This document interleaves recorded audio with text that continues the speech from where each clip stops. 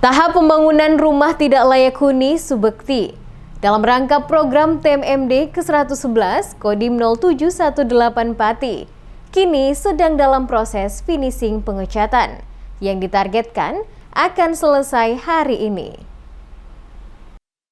Hampir seluruh pembangunan rumah tidak layak huni program TMMD ke-111 Kodim 0718 Pati selesai dikerjakan. Sementara pembangunan rumah milik Subekti, warga desa Taman Sari yang kini sampai tahap finishing pengecatan, diperkirakan akan selesai pada hari ini juga.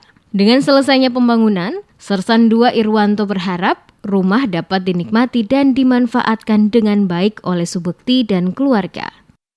Hari ini pengecekan rumah telah dari Bapak Subekti. Perkembangannya hari ini yaitu finishing, mulai finishing tinggal pengecatan saja, setelah itu sudah selesai. Harapan ke depan pembangunan bisa dinikmati oleh keluarga Bapak Subekti dengan baik dan bermanfaat buat keluarganya.